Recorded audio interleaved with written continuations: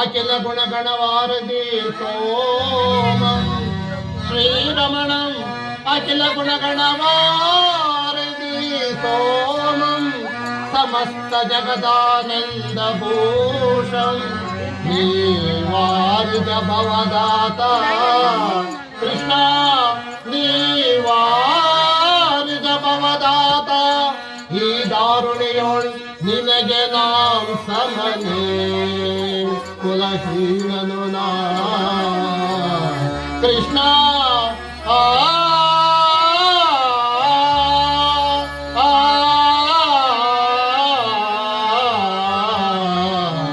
ಕೃಷ್ಣ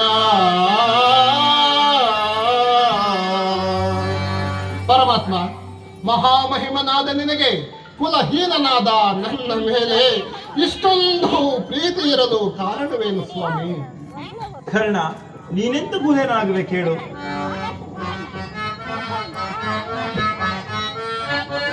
ಮಾತನು ಪ್ರೇಮದಿಲಾನಿಸು ವೀರ, ಮಾತನು ಪ್ರೇಮದಿಲಾನಿಸು ವೀರ, ಸುರತಿರ ಜಲಧರ ಚರಣರ ಪೊರೆ ಬಗರೆ.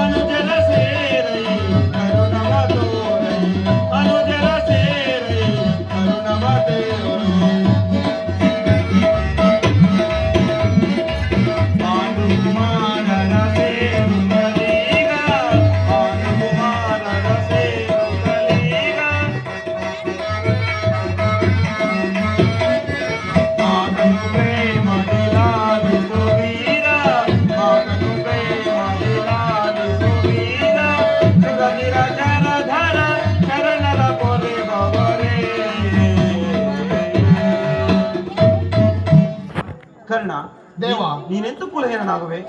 ಶ್ರೇಷ್ಠವಾದ ಚಂದ್ರವಂಶವೇ ನಿನ್ನ ವಂಶ. ಕುಂತಿಯೇ ನಿನ್ನ ತಾಯಿ. ದೇವ, ಹಾಗಾದರೆ ನಾನು ಸೂತನಲ್ಲವೇ? ಕರ್ಣ, ಸೂರ್ಯನೇ ನಿನ್ನ ತಂದೆ, ಕುಂತಿಯೇ ನಿನ್ನ ತಾಯಿ, ಪಾಂಡವರು ನಿನ್ನ ಬೆನ್ನ ಮೇಲೆ ಬಿದ್ದ ಸಹೋದರರಲ್ಲವೇ? ಪರಮಾತ್ಮ, ನೀನು ಹೇಳುತ್ತಿರುವುದೇನು? ನಾನು ಈಗಾಗಲೇ ಬಹಳವಾಗಿ ನೊಂದು ಹೋಗಿರುವೆನು. ಹೀಗಿರುವಲ್ಲಿ ಸಂಶಯವೆಂಬ ಕೂಪಕ್ಕೆ ನನ್ನನ್ನು ತಳ್ಳಿ ನೀನು ವ್ಯಥೆ ಪಡಿಸಬೇಡ. ಯುದ್ಧವು ಸನ್ನಿಹಿತವಾಗಿರುವುದರಿಂದ ನೀನು ಈ ರೀತಿಯಾಗಿ ನನ್ನನ್ನು ವಂಚಿಸಲು ಬಂದಿರುವೆಯೋ ಏನು? ಪರಮಾತ್ಮ, ಅದು ಹೇಗೆ ಕುಂತಿಯು ನನ್ನ ತಾಯಿಯಾಗಬಲ್ಲದು? ಇದು ನಂಬತಕ್ಕ ವಿಷಯವೇ ಅಲ್ಲ. ಕರ್ಣ, ನನ್ನ ಮಾತು ಸತ್ಯವೆಂದು ನಂಬು.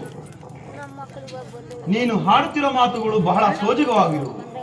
ರಾಜಾದಿರಾಜನಾಗಲು ಯೋಗ್ಯತಿರುವ ನೀನು ಪರರ ಕೈಗಳಿಗೆ ಕೈಕಟ್ಟಿಕೊಂಡು ಕುಳಿತಿರುವುದು ಒಂದು ದೊಡ್ಡ ಕೊರತೆಯಲ್ಲವೇ? ನನ್ನೊಡನೆ ಬಾ. ಪಾಂಡವರನ್ನು ನಿನ್ನ ಪಾದಗಳ ಮೇಲೆ ತಳ್ಳುವೆ. ಪಾಂಡವರಿಂದಲೂ ಕೌರವರಿಂದಲೂ ಗೌರವಿಸಿಕೊಳ್ಳುತ್ತಾ ರತ್ನ ಸಿಂಹಾಸನದ ಮೇಲೆ ಕುಳಿತು ಧರ್ಮದಿಂದ ರಾಜ್ಯಭಾರ ಮಾಡುವಂತೆ. ಪರಮಾತ್ಮ, ನಿನ್ನ ಮಾತುಗಳನ್ನು ನಾನು ಹೇಗೆ ನಂಬಲಿ? ಕುಂತಿಯೇ ನನ್ನ ತಾಯಿಯಾಗಿದ್ದ ಪಕ್ಷದಲ್ಲಿ ನಾನೇಕೆ ಹೀಗೆ ಇರುತ್ತಿದ್ದೆನು? ಪಾಂಡವರಾದರೂ ನನ್ನ ಕೈ ಬಿಡುತ್ತಿದ್ದರೆ 5 ಜನರನ್ನು ಸಾಕಿ ಸಲಹಿದ ಆ ನನ್ನ ತಾಯಿಗೆ ನಾನೊಬ್ಬನು ಹೊರೆಯಾಗುತ್ತಿದ್ದೇನೆ. ದೇವ, ನೀನು ಹೇಳುತ್ತಿರುವ ಮಾತುಗಳೇ ನಿಜವಾದರೆ ನನ್ನ ಶತ್ರುವರ್ಗದವರೆಲ್ಲರೂ ನನ್ನ ಸಹೋದರರೆಂದು ತಿಳಿದು ಅವರ ಮೇಲೆ ಶಸ್ತ್ರ ಧರಿಸಿ ಯುದ್ಧ ಮಾಡುವುದೆಂತು? ಹಾಗಾದರೆ ನನ್ನನ್ನೇ ನಂಬಿದ ಆ ನನ್ನ ಸ್ವಾಮಿಯನ್ನು ಕೈ ಬಿಡುವುದಂತು? ಪರಮಾತ್ಮ, ಸಮರೋತ್ಸಾಹದಿಂದಲೂ ಉತ್ಸಾಹಪೂರ್ವಕವಾಗಿಯೂ ಇರುವ ನನಗೆ ಈ ಉಭಯ ಸಂಕಟವನ್ನು ತಂದೊಡ್ಡಬೇಡವೆಂದು ನಾನು ನಿನ್ನಲ್ಲಿ ಕೈ ಮುಗಿದು ಪ್ರಾರ್ಥಿಸಿಕೊಳ್ಳುವೆನು ದೇವ. ಕರ್ಣ, ನನ್ನ ಮಾತು ಸತ್ಯವೆಂದು ನಂಬು.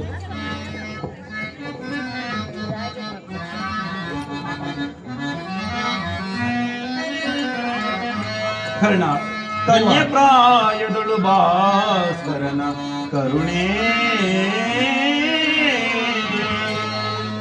ಕರ್ಣ ದೇವ, ಕನ್ಯೆ ಪ್ರಾಯದಳು ಭಾಸ್ಕರನ ಕರುಣೆ.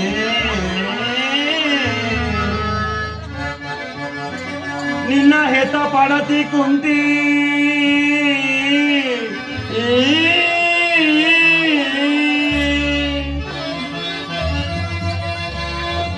ನೀ ಸೂತ ಕುಲದವನೆಂದು ಸೂರ್ಯ ಸುತ ಕ್ಷತ್ರಿಯನೇ ಧರ್ಮ ಅಧರ್ಮವ ತಿಳಿಯನಿ ಸಹೋದರರಂ ಕೂಡಿ ಮಾತೆಯ ಮನವೊಲಿಸೋ ಕರ್ಣ.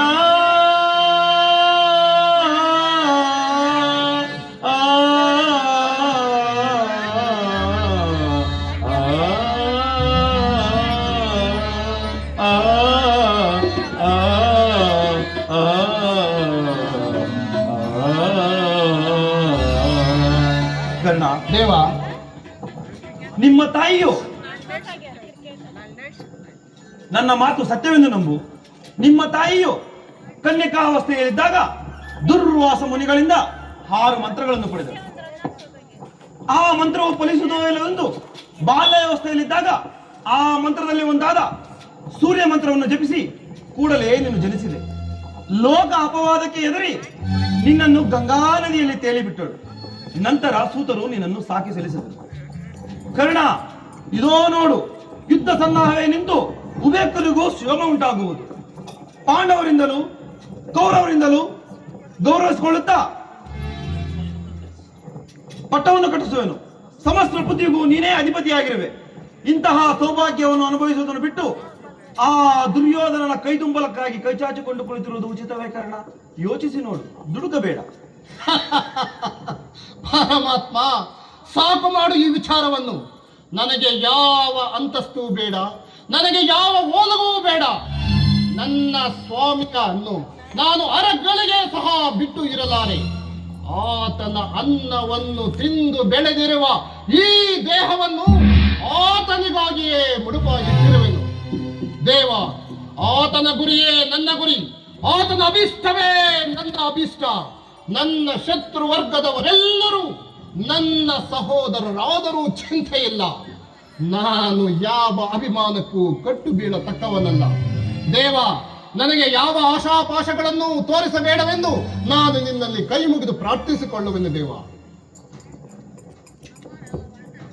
ಆಹಾ, ಈತನ ದೃಢವಾದ ಅಸ್ತ್ರವಾದ ಪ್ರಭುತ್ವವನ್ನು ತಪ್ಪಿಸಲು ಸಾಧ್ಯವಾಗುತ್ತಿಲ್ಲ. ಇರಲಿ, ಮತ್ತೆ ಪ್ರಯತ್ನಿಸೋಣ.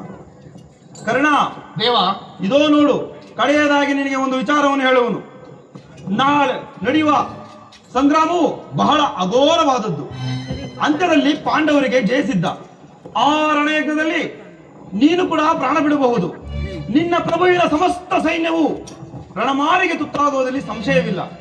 ಕರ್ಣ, ಯೋಚಿಸಿ ನೋಡು, ದುಡುಕಬೇಡ. ಪರಮಾತ್ಮ, ವೀರ ಯೋಧನಿಗೆ ಉಚಿತವಾಗಿ ಹೇಳಿಬಿಟ್ಟೆಯಲ್ಲವೇ, ನಿರ್ದಯ ಎಲ್ಲವೂ ಪಾಪುರುಷನಿಗೆ ಸೇರಿದ್ದು. ಭವಿಷ್ಯತ್ ವಿಚಾರವೂ ಸಹ ಆತನ ಅಭಿಷ್ಟವಿದ್ದಂತೆ ಆಗಲಿ.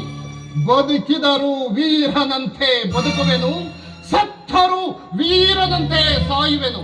ಪ್ರಾಣಕ್ಕಾಗಿ ಹೆದರಿ ಭಯವಾಗಲಿ, ನಿರ್ಭಯವಾಗಲಿ, ಸಂಕೋಚವಾಗಲಿ ಲೇಷ ಮಾತ್ರವೂ ನನಗಿಲ್ಲ ದೇವಾ. ಆಹಾ, ಈತನ ದೃಢವಾದ ಅಸ್ತ್ರವಾದ ಭಕ್ತಿಯನ್ನು ತಪ್ಪಿಸಲು ಸಾಧ್ಯವಾಗುತ್ತಿಲ್ಲ. ಇರಲಿ, ಈತನ ಎತ್ತತಾಯಾದ ಕುಂತಿದೇವರನ್ನು ಹೇಳಿಸಿ ನೋಡೋಣ. ಪರಮಾತ್ಮ, ಹಾಗಾದರೆ ಅರ್ಜುನನು ನನ್ನನ್ನು ನೋಡಿದಾಗಲೆಲ್ಲ ಹೀನ ಕುಲದವನು, ಸೂತ ಕುಲದವನು ಎಂದು ಆಡಿಕೊಳ್ಳುತ್ತಿರುವನು. ಹಾಗಾದರೆ ನಾನಿಂತಹವನೆಂದು ಅವನಿಗೆ ಏಕೆ ತಿಳಿಯದು ಪರಮಾತ್ಮ? ತಿಳಿಯದು ಕರ್ಣ, ತಿಳಿಯದು.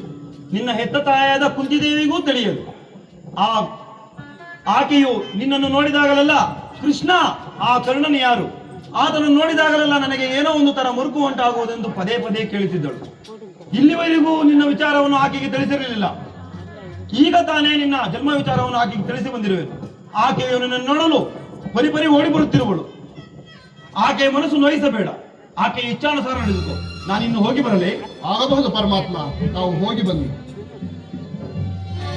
ಏನು ಕುಂತಿ ದೇವಿಯು ನನ್ನ ಅಲ್ಲ ಪಾಂಡವರು ನನ್ನ ಬೆನ್ನಿಗೆ ಬಿದ್ದ ಸಹೋದರರೇ,